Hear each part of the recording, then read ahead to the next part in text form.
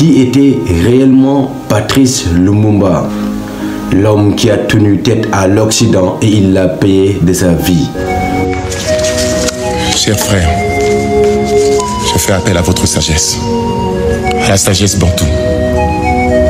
La situation est plus grave que vous ne l'imaginez. Unissons-nous, car vous êtes capables de sauver ce pays. Oublions tout ce qui nous a divisés jusqu'ici. Aujourd'hui, on va découvrir ensemble pourquoi Patrice Lumumba, l'homme de l'indépendance du Congo, a si été brutalement assassiné. Il a défié les puissances coloniales et il l'a payé de sa vie. Patrice Lumumba, le héros africain, l'Occident voulait faire taire. Il rêvait d'un Congo libre et d'une Afrique unie. Son discours a fait trembler un roi et ses idées ont coûté sa vie. Vous trompez le peuple, on me traite de tous les épithètes.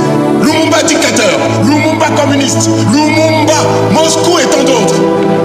Est-ce que, quand nous luttions ici, qu'on m'a jeté en prison parce que je réclamais l'indépendance immédiate, étaient-ce des Russes qui me conseillaient cela? Non. Quand nos frères luttaient partout, étaient-ce des Russes qui nous instiguaient à réclamer l'indépendance? Qui nous a exploités durant 80 ans? N'est-ce pas les impérialistes? La reine Elisabeth de Belgique est présidente des amitiés belgo-russes. Est-elle communiste? Lorsqu'il parle contre Lumumba, sachez que Lumumba n'est qu'un bouc émissaire et la bête noire. Ce n'est pas Lumumba qu'il vise, mais plutôt vous et l'avenir du Congo. Patrice Emery Lumumba est né le 2 juillet 1925 dans un petit village congolais appelé Onaluya. Il a grandi dans une famille modeste de l'ethnie Telela, sous l'ombre brutale de la colonisation berze. Intelligent, curieux, passionné de la lecture, il lisait les grands philosophes tels que Jean-Jacques Rousseau, Karl Marx et il a commencé à rêver d'une Afrique souveraine. Lumumba se distingue vite à l'école des missionnaires catholiques et il devient rapidement fonctionnaire. Mais il refuse de rester esclave du système. En 1956, Patrice Lumumba crée le mouvement national congolais MNC. Son message est très clair: unité, indépendance et dignité. Pas de haine raciale, il veut un Congo libre mais uni. Montre au monde ce que peut faire l'homme noir quand il travaille dans la liberté. Et nous allons faire du Congo des sacs de rayonnement de l'Afrique tout entière. Nous allons veiller à ce que l'unité de notre patrie profite véritablement à ses enfants. Nous allons revoir toutes les lois d'autrefois et en faire de nouvelles qui seront justes et nobles. Nous allons mettre fin à l'oppression de la pensée libre et faire en sorte que tous les citoyens jouissent pleinement des libertés fondamentales prévues dans la déclaration. En 1960, les élections s'approchent.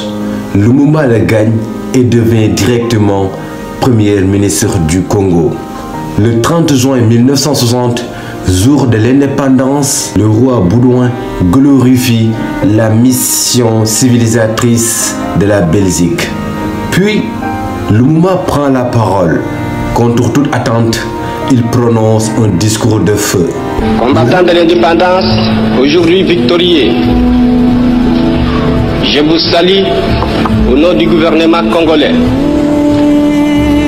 À vous tous, mes amis, qui avez lutté sans relâche à nos côtés, nous avons connu les ironies, les insultes, les coups que nous devions subir au matin, midi et soir, parce que nous étions des nègres.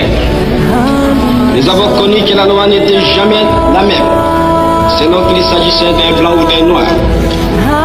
Qui oubliera les fusillades, les cachons furent brutalement jetés ceux qui ne voulaient plus se soumettre au régime d'injustice, d'oppression et d'exploitation.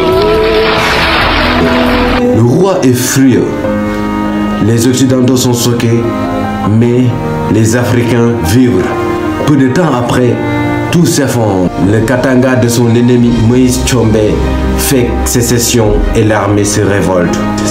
L'ONU refuse de l'aider. Lumumba demande de l'aide de l'URSS. L'Occident se panique. Le Congo pourrait se basculer dans le communisme. En décembre 1960, son allié Joseph Désiré Mobutu, soutenu par la CIA et la Belgique, arrête Lumumba.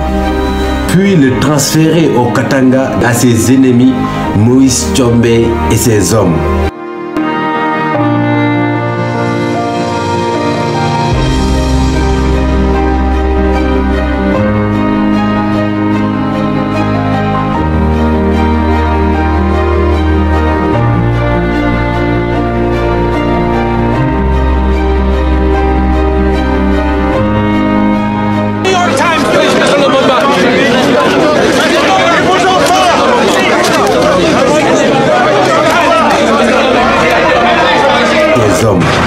Il est emprisonné, frappé, humilié, torturé pendant quelques heures, puis exécuté par balle le soir du 17 janvier 1961. Son corps est dissous dans de l'acide pour effacer toute trace.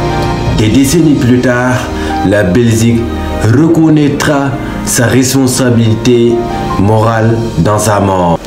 Patrice Emery Lumumba n'a pas eu le temps de bâtir son Congo. Mais son nom est gravé dans l'histoire. Il est le symbole d'un rêve africain, un rêve que beaucoup portent encore aujourd'hui. L'histoire dira au jour son mot. Mais ce ne sera pas l'histoire qu'on aura enseignée à Bruxelles, à Paris ou encore à Washington. Ce serait celle qu'on enseignera dans les pays libérés. Patrice Lumumba est devenu un symbole de la lutte contre le colonialisme. Des rues, des universités, des statues portent son nom dans toute l'Afrique.